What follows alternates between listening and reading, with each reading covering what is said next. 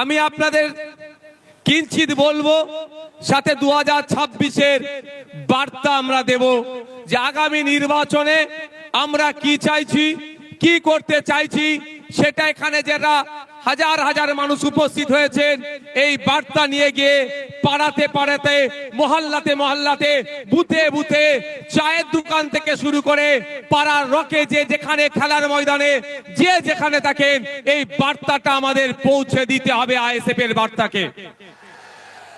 আমাদের আইএসএফ এর লক্ষ্য উদ্দেশ্য কি?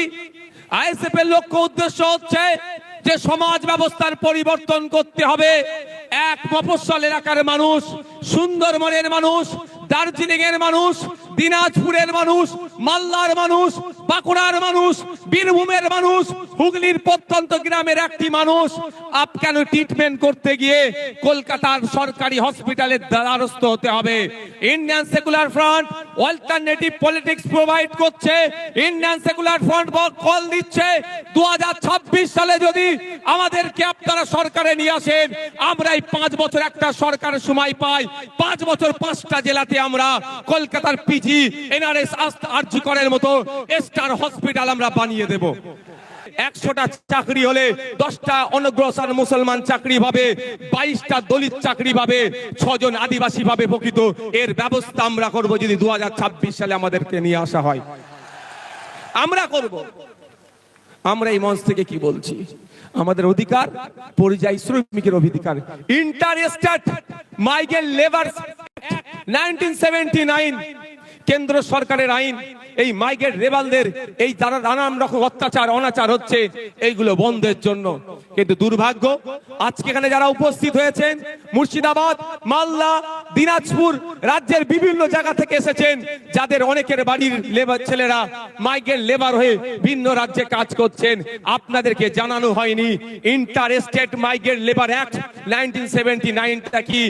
ওখানে প্রত্যেকটা যে মাইগ্রেন্ট লেবার আছে তার অধিকার সুরক্ষিত আছে, কিন্তু দুর্ভাগ্য আমাদের ওই আইন বইয়ের পাতাতে সুরক্ষিত আছে, বাস্তবে কিন্তু আমার শ্রমিকরা সুরক্ষিত নয়। তাই আপনাদের বলবো, যদি আপনারা আমাদেরকে সুযোগ দেন 2026-এর জন্য, শুধু আপনারা নয়, আপনারা আজকে বাড়ি যাবেন, বাড়ি গিয়ে মহল্লাতে, ক্লাবে, মাঠে, ময়দানে, হাটে বাজারে, যে বাসে ঘাটে যেখানেই যাবেন, একটাই কথা যে আইএসএফ কে বা সুযোগ দেওয়া হোক।